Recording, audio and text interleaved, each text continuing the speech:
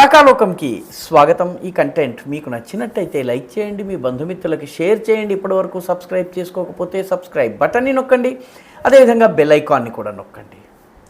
మిత్రులారా, పహల్గాం దుస్సంఘటన తరువాత భారత ప్రజానీకము, భారత ప్రభుత్వము ప్రతిస్పందిస్తున్న తీరు పాకిస్తాన్ని కంగారుకి, కలవరపాటుకి గురి చేస్తున్నాయి. చాలా చోట్ల భారతీయ ప్రజానీకము రోడ్ల మీదకు వచ్చి తమ ప్రతిస్పందనను తెలియజేయటం ఇది పాకిస్తాన్ని కలవరపాటుకు గురి చేస్తోంది. అంతేకాదు మన భారతదేశంలో ఉన్నటువంటి చోటామోటా పాకిస్తాన్లను కూడా కలవరపాటు చేస్తున్నాయి. మన దేశంలో కూడాను దేశ విభజన సమయంలో పాకిస్తాన్ కావాలని ఓటేసి దేశ విభజన తరువాత పాకిస్తాన్కి వెళ్లకుండా ఇక్కడే ఉండిపోయినటువంటి ఒక పెద్ద వర్గం ఉంది. ఆ వర్గంలో పాకిస్తాన్ భావన ఈ రోజుకి పోలేదు. మనం ఉన్న చోట ఒక మినీ పాకిస్తాన్ని చేసుకుందాము అన్నటువంటి ధోరణి వాళ్ళలో ఉంది. దురదృష్టవశాత్తు 70 సంవత్సరాల రాజకీయ రంగంలో ఉన్నటువంటి బుజ్జగింపు ధోరణి కారణంగా, మతోన్మాద రాజకీయాలకు ప్రోత్సాహం ఇచ్చిన కారణంగా ఈ వర్గాలు తాము ఒక స్పెషల్ గ్రేడ్ సిటిజన్స్ అన్నటువంటి ఒక భావనలో ఉంటూ వచ్చాయి. వాళ్ళు ఈ విషయంలో స్పందించకుండా ఉండడం. ఉదాహరణకి వక్ఫ్ బోర్డు పేరు చెప్పి బెంగాల్లో జరిగినటువంటి అన్ని ఊరేగింపుల్లోనూ పాకిస్తాన్ జిందాబాద్ నినాదం వినిపించింది. ఇది కొత్తేమీ కాదు. నేను అస్సాంలో పనిచేస్తున్నటువంటి సమయంలో తేజ్పూర్ అనేటటువంటి నగరంలో కొంతకాలం పనిచేశాను. ఆ తేజ్పూర్ నగరంలో 1962లో చైనా సైన్యం వస్తుంది అని తెలిసింది. తేజ్పూర్ నగరానికి 40 కిలోమీటర్ల దూరం వరకు చైనా వచ్చింది. భాలుక్పుంగ్ అనేటటువంటి ప్రాంతం వరకు వచ్చింది. నెక్స్ట్ పెద్ద పట్టణం తేజ్పూర్. తేజ్పూర్లో ఉన్నటువంటి ప్రజలు ఊరొదిలి పారిపోవడం జరుగుతున్నప్పుడు బంగ్లాదేశ్ నుంచి వచ్చి తెలుసుకున్నట్టు అక్కడ తేజ్పూర్ చుట్టుపక్కల సెటిల్ అయినటువంటి కుటుంబాలు కొన్ని వేలు ఉన్నాయి.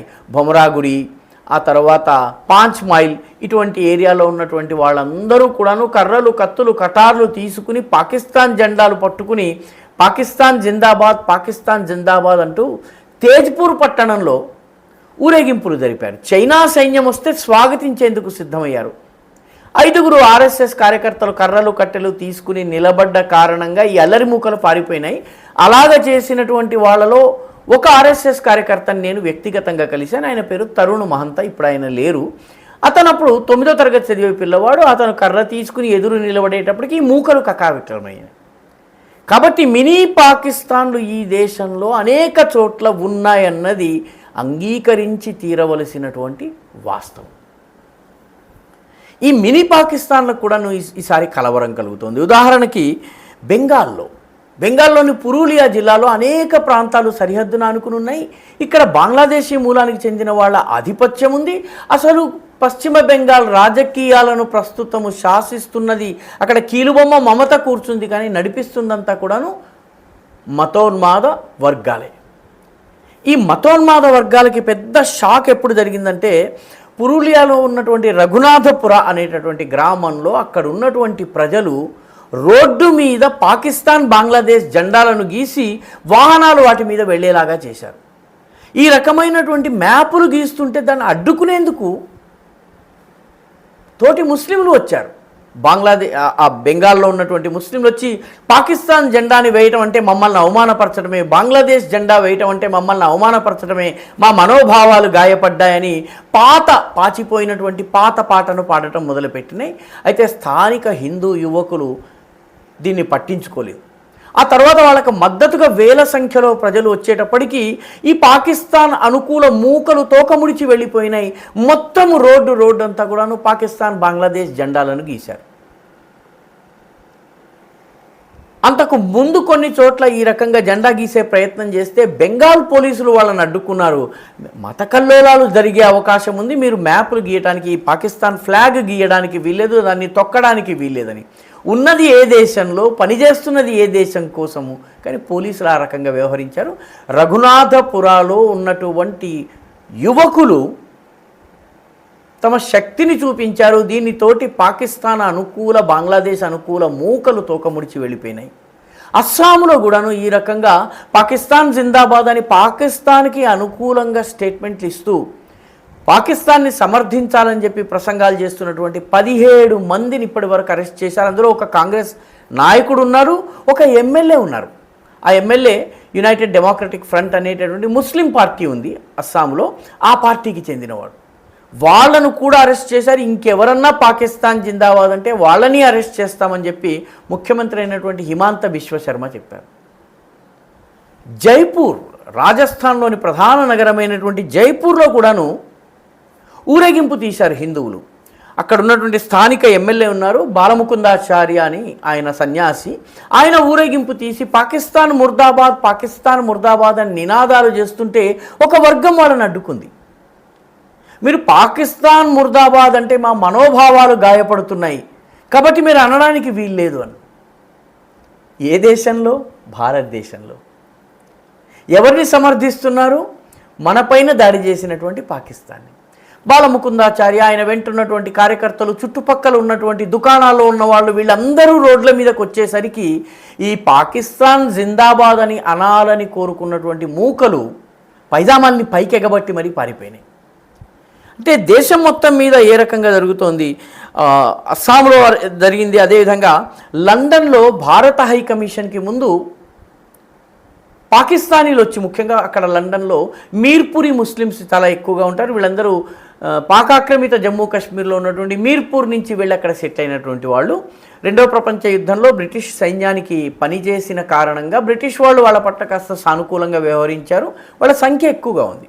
వాళ్ళు హైకమిషన్ ముందు ఊరేగింపు చేసి నిరసన ప్రదర్శన ఇండియా మీద చేయటానికి వస్తే కొన్ని వందల మంది భారతీయులు స్వచ్ఛందంగా వచ్చి వాళ్ళకి ఎదురుగా నిలబడి భారత్ జిందాబాద్, హిందుస్థాన్ జిందాబాద్, పాకిస్తాన్ ముర్దాబాద్, ఉగ్రవాదానికి ముర్దాబాద్ చెబుతూ అక్కడ నిలబడేటప్పటికీ ఈ పాకిస్తానీ మూకలు ఊహించలేదు ఇంత పెద్ద సంఖ్యలో లండన్లో ఉన్నటువంటి హిందువులు వస్తారని, హైకమిషన్ మద్దతు కోసం వస్తారని చెప్పి వాళ్ళు ఊహించలేదు.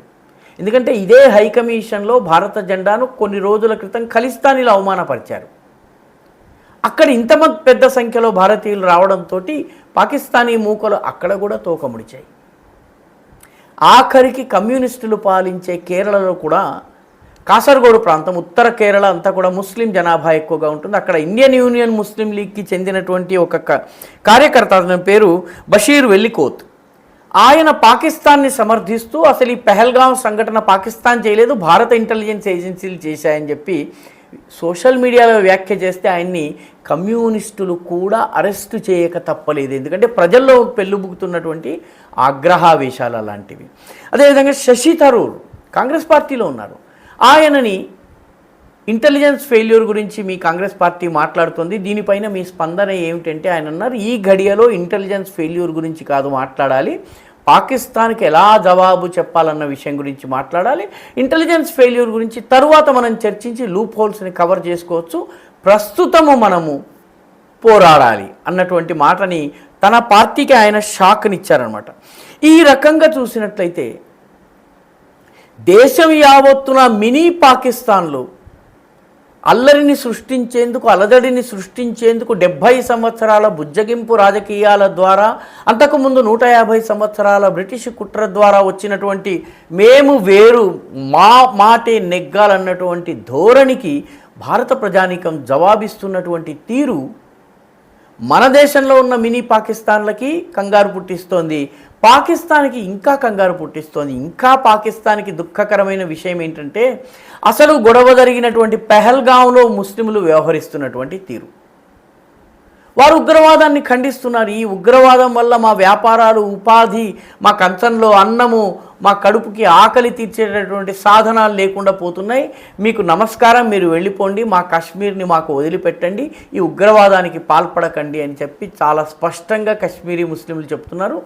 దీనివల్ల లష్కర్ ఎ తోయిబా ఫ్రంట్ ఆర్గనైజేషన్ అనేటువంటి రెసిస్టెన్స్ ఫ్రంట్ కూడా ఒక అడుగు వెనక్కి తగ్గవలసినటువంటి పరిస్థితి వచ్చింది. మొత్తం మీద భారత ప్రజానీకపు స్పందన ఏదైతే ఉందో ఇది మన దేశంలో ఉన్నటువంటి మినీ పాకిస్తాన్లకు, పాకిస్తాన్కు హెచ్చరికే, ఈ మినీ పాకిస్తాన్లకు కూడా హెచ్చరికగా మారింది. ఈ వీడియో మీకు నచ్చినట్టయితే లైక్ చేయండి, షేర్ చేయండి, ఈ ఛానల్కు సబ్స్క్రైబ్ చేయండి, మీ అభిప్రాయాన్ని కమెంట్ల రూపంలో తప్పనిసరిగా పంపించండి.